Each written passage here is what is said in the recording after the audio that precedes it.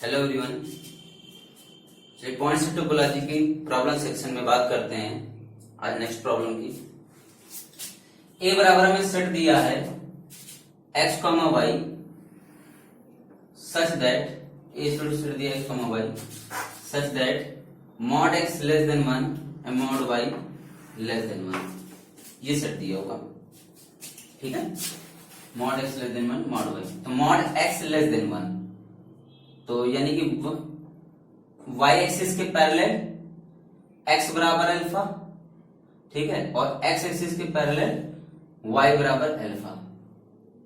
तो जो इसका फिगर बनेगा वो ये बनेगा, देखिए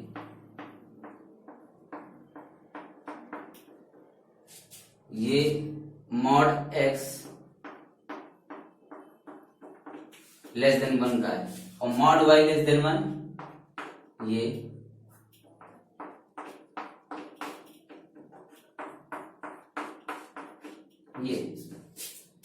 ठीक है। ये बाउंड्री इंक्लूड नहीं है इसमें और इसके अंदर का पूरा पोर्शन, इसके अंदर का पूरा पोर्शन हमें लेना है। ये अंदर का पूरा पोर्शन इसका, ये हमारे पास सेट है, ठीक। ये जो सेट है ये सेट है, क्लियर है।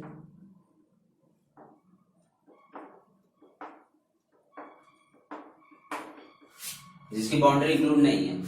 अब फर्स्ट ए इंटीरियर, इसका ए इंटीरियर क्या होगा? तो देखिए ए इंटीरियर सेट जो होगा, इंटीरियर सेट इसके अंदर कोई भी पॉइंट उठा लें, कोई भी पॉइंट उठा लें, उसके रिस्पेक्ट में हम एक यूनिट सर्किल खींचे या कोई भी इसके रिस्पेक्ट में हम कोई आर्बिट्ररी लेंथ का एक स्क्वायर खींचे, तो क्या करेगा? ये नेबरहुड जो होगा, ये नेबरहुड इस सेट के साथ इस सेट के कुछ पॉइंट कंटेन करेगा, इस सेट के कुछ पॉइंट कंटेन करेगा, यानी कि इस एनबीडी को हम इस सेट का इंटीरियर पॉइंट, सॉरी इस पॉइंट को इस एनबीडी का हम क्या कह सकते हैं? इंटीरियर पॉइंट कह सकते हैं, ठीक। इस पॉइंट को इस एनबीडी का इंटीरियर पॉइंट कह सकते हैं, या इस पॉइंट को या इस सेट को इस पॉइंट के रिस्पेक्ट में नेबरहुड कह सकते हैं। दोनों डिफिनेशन आपस में इम्प्लाइज करती हैं। क्या अगर हम मानो इसको कहते हैं कि इस पॉइंट को क्या कहेंगे? इस एनबीडी के रिस्पेक्ट में इंटीरियर पॉइंट कहेंगे और इस सेट को इस पॉइंट के रिस्पेक्ट में इसका नेबरहुड कहेंगे। तो इसे जितने भी यहाँ पॉइंट मिलेंगे, जितने भी पॉइंट मिलेंगे, ये सारे के सारे क्या होंगे? इसके ये सारे ये प्रॉपर्टी फॉलो करेंगे, यानी कि ये पूरे सेट के अंदर जितने भी पॉइंट है वो सारे के सारे क्या हो जाएंगे? इंटीरियर पॉइंट हो जाएंगे, यानी कि ए इंटीरियर इक्वल टू क्या हो जाएगा? ए आ जाएगा, ठीक है। इंटीरियर इक्वल टू ए। उसके बाद ए डैश की बात कर रहे हैं। अगर ए डैश क्या होता है? यानी कि लिमिट पॉइंट्स भी कंटेन करे ले रहा है, लिमिट पॉइंट्स भी कंटेन करे ले रहा है, और ए डैश जो होगा इसका डेराइव सेट की बात कर रहा है। ए डैश क्या है? डेराइव सेट की बात कर रहा है। अब एक चीज बताइए, अगर ए डैश इसका हम सेट निकाले डेराइव सेट, तो सिंपल सी बात है हमें बाउंड्री भी इंक्लूड करनी पड़ जाएगी, बाउंड्री भी इंक्लूड करनी पड़ेगी। तो डेराइव सेट का जो इसका फिगर बनेगा ए डैश का बनेगा वो ये बनेगा फिगर। अब हमें बाउंड्री भी इंक्लूड कर ली है, तो ये इसका डेराइव सेट है, ठीक है। इसका डेराइव सेट क्या है? ये है x, y such that mod x less than equal to 1, mod y less than equal to, ये इसका डेराइव सेट है, क्लियर है। क्या आप बताइए a dash equal to a के आ रहा है? नहीं आ रहा। a dash equal to a के नहीं आ रहा। हाँ, a dash equal to a bar के जरूर आ रहा है, क्योंकि a बार भी क्या होगा हमारा? a बार बराबर होता है a union a dash. a बार बराबर क्या होगा? a यूनियन डैश, यानी कि इसमें और इसका यूनियन करेंगे तो यही तो सेट आएगा। क्या आएगा? a डैश ही तो आएगा, ठीक। ए डैश आ जाएगा, ए यूनियन ए डैश करेंगे तो ए डैश आ जाएगा, क्योंकि ए डैश में हमारा क्या है? बाउंड्री भी इंक्लूड है, बाकी पूरा पूरा, यानी कि ये सेट इससे बड़ा हुआ, यानी कि ये सेट जो है इसका सबसेट है, इस सेट का सबसेट है। तो यानी कि ए यूनियन ए डैश बराबर क्या आ जाएगा? ए डैश आ जाएगा। तो यहां से एक चीज क्लियर हो गई कि ए बार इक्वल टू ए डैश आ रहा है, ये ठीक है। तो ए इंटीरियर इक्वल टू ए है, तो ये क्या इंप्लाई करेगा कि ये सेट क्या होगा, ओपन होगा। ठीक है, ये सेट ओपन होगा। क्या ये सेट क्लोज्ड होगा, नहीं होगा। क्यों? क्योंकि क्लोज के लिए क्या है, a closure equal to a के बराबर आना चाहिए, जबकि a closure equal to A dash के बराबर है, यानी कि ये क्लोज्ड नहीं हो सकता।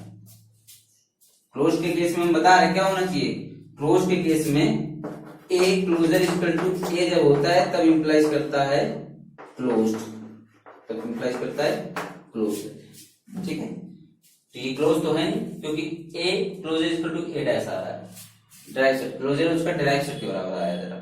क्या ये सेट कॉम्पैक्ट होगा? तो अकॉर्डिंग टू हिम और theorem in the usual matrix space a set is said to be compact if and only if it is closed and bounded. तो बाउंडेड तो ये है, साफ दिख रहा है भाई, बाउंड है। मॉड एक्स 1 पे बाउंड हो गया, मॉड वाई 1 पे बाउंड हो गया, तो ये पूरा पूरा सेट बाउंडेड होगा। क्लियर है? देखिए कोई बाहर तो नहीं जा रहा कुछ, तो ये बाउंडेड तो है, बट ये क्लोज्ड नहीं है। बाउंडेड है बट क्लोज नहीं है। तो बाउंडेड है, तो यहां से बाउंडेड तो हमने देख लिया है, बाउंडेड बट क्लोज नहीं है। और बाउंडेड और क्लोज जब दोनों होता है तब कॉम्पैक्ट होता है, इसका मतलब ये कॉम्पैक्ट भी नहीं होगा, कॉम्पैक्ट भी नहीं होगा। बात करते कनेक्टेडनेस की। तो एक चीज बताइए, इस कर्व के अंदर कोई भी 2 पॉइंट ले लीजिए और एक कॉन्टिन्यूअस कर्व बनाइए। इस फिगर के अंदर कोई भी 2 पॉइंट उठा लीजिए और एक कॉन्टिन्यूअस कर्व बनाइए, तो उस सेट का ही तो अंदर लाई कर रहा है, उस सेट के ही अंदर तो लाई कर रहा है। इसका मतलब क्या है ये? इसका मतलब ये है कि हम एक कॉन्टिन्यूअस कर्व ले सकते हैं जिसके थ्रू हम इस सेट के कोई 2 पॉइंट को जोड़ सकते हैं। किसी कॉन्टिन्यूअस कर्व द्वारा हम इस सेट के किन्हीं 2 पॉइंट्स को कनेक्ट कर सकते हैं। तो अगर ऐसा होता है तो सेट हमारा पाथ कनेक्टेड होता है। क्या होता है? सेट पाथ कनेक्टेड होता है, अगर ये प्रॉपर्टी फॉलो करता है। तो ये अगर पाथ कनेक्टेड सेट है तो हम जानते हैं every path connected set is also connected set. तो यहां से क्लियर होगा ये पाथ कनेक्टेड भी है और कनेक्टेड भी है। ठीक है, अब बात करते हैं क्या ये सेट डिस्क्रीट है? क्या ये सेट डिस्क्रीट है? तो डिस्क्रीट के लिए होता है कि isolated of the set a equal to, अगर ए आ जाए तो सेट डिस्क्रीट हो जाता है। बट यहाँ पे isolated set of A empty आएगा, बट कोई भी पॉइंट ऐसा नहीं है कि यहाँ पे आइसोलेटेड हो। आइसोलेटेड सेट इम्पटी आ रहा, तो यानी कि डिस्क्रीट सेट नहीं होगा, ये डिस्क्रीट सेट नहीं होगा। क्यों? क्योंकि इसके सारे अंदर के पॉइंट क्या है, लिमिट पॉइंट है। कोई भी हमारे पास ऐसा पॉइंट नहीं है जो आइसोलेटेड हो। इस सेट के सारे के पॉइंट अंदर के क्या हो जाएंगे, इस सेट के बाउंड्री पॉइंट छोड़ के। ध्यान रखिएगा, बाउंड्री पॉइंट छोड़ के। और यही कारण होता है कि जब बाउंड्री पॉइंट भी इंक्लूड हो जाता है, वो भी लिमिट पॉइंट बन जाते हैं, तो वो सेट हमारा क्लोज हो जाता है। इसीलिए जब हम इसमें इस सेट को हम इक्वल लगा देंगे तो वो क्लोज हो जाएगा। अगर हम इक्वल लगा देते तो वो क्या हो जाता, क्लोज हो जाता, क्योंकि तब हमने बाउंड्री पॉइंट भी इंक्लूड कर लिया। तब हमने क्या कर लिया, बाउंड्री पॉइंट। जैसे ये सेट था, ये सेट है बी बराबर x, y such that mod x less than equal to 1, mod y less than equal to 1। ये सेट जो B है जिसका ये फिगर बना है, ठीक है। अब ये क्या है, ये बाउंड्री पॉइंट्स भी इसने इंक्लूड कर लिए। तो अब इस सेट के सारे पॉइंट लिमिट पॉइंट हो गए, सारे पॉइंट लिमिट पॉइंट हो गए सेट के। तो यहाँ पे भी आइसोलेटेड पॉइंट इम्पटी ही मिलेगा, और यहाँ पे भी क्या है, यहाँ अंदर के सारे पॉइंट तो limit point, but boundary point limit point नहीं है। तो इसलिए भी कह सकते थे कि हमारा सेट क्या है, इसलिए ये हमारा सेट क्लोज सेट नहीं था। बट ये सेट की अगर हम बात करें पर्टिकुलर, तो ये सेट हमारा क्या है, ये हमारा क्लोज्ड है। अगर यहाँ पे इक्वलिटी चेंज कर दें, इक्वल लगा दें, और in this case set b is also a compact set. Sorry, in this way b set is compact set. क्यों? क्योंकि ये अब हमारा क्या हो गया, क्लोज्ड भी हो गया और बाउंडेड भी है, तो ये हमारा क्या हो जाएगा, कॉम्पैक्ट हो जाएगा। तो ध्यान से देखिए, अगर यहाँ इक्वलिटी चेंज नहीं करें, यानी कि लेस देन सिर्फ लगा है, तो ये हमारा कॉम्पैक्ट नहीं है, क्योंकि ये हमारा क्या हो जाएगा, ओपन सेट हो जाएगा। लेकिन लेस देन और इक्वल लग जाता है तो उसकी बाउंड्री पॉइंट भी इंक्लूड हो जाती है, यानी कि सारे पॉइंट लिमिट पॉइंट बन जाते हैं सेट के। इन दिस कंडीशन ये सेट क्या हो जाता है, क्लोज होता है, और ये बाउंडेड भी है, तो क्लोज और बाउंडेड क्या होता है, कॉम्पैक्ट होता है। इसलिए बी सेट जो है, जिसमें बाउंड्री पॉइंट इंक्लूड कर लिया हमने, तो वो सेट क्या हो गया, क्लोज हो गया, और ये बाउंड भी है, तो ये कॉम्पैक्ट। यानी कि सेट बी जो है, b is compact, b compact है, ठीक है। अब कनेक्टेड भी हो गई है, कोई भी कॉन्टिन्यूअस कर्व हम ज्वाइन कर लेते तो कनेक्टेड भी हो जाता है, ठीक। तो यानी कि हम अगर डिस्क्रीट की बात करें तो डिस्क्रीट क्यों नहीं है, क्योंकि इसका कोई भी पॉइंट इसका आइसोलेटेड पॉइंट हो नहीं सकता, क्योंकि सारे सारे पॉइंट क्या है, लिमिट पॉइंट है। परफेक्ट, क्या ये परफेक्ट सेट है? तो परफेक्ट के लिए हम जानते हैं ए डैश इक्वल टू क्या आना चाहिए, ए आना चाहिए। आप देख सकते हैं कि ए डैश इक्वल टू क्या ए के बराबर आ रहा है? बिल्कुल नहीं आएगा, तो not a perfect set, not a perfect set. क्यों? क्योंकि A dash is not equal to A, ठीक है, A dash is not equal to A. हम जानते हैं परफेक्ट के लिए सेट को क्या होना पड़ेगा, ए डैश इक्वल टू ए की प्रॉपर्टी को फॉलो करना पड़ेगा, ठीक। क्या डेंस सेट है?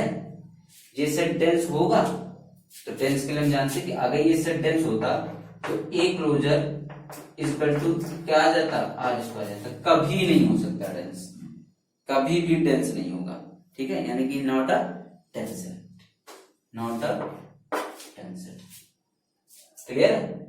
कॉन्वेक्स की बात करते हैं, तो हाँ ये सेट कॉन्वेक्स होगा। क्यों?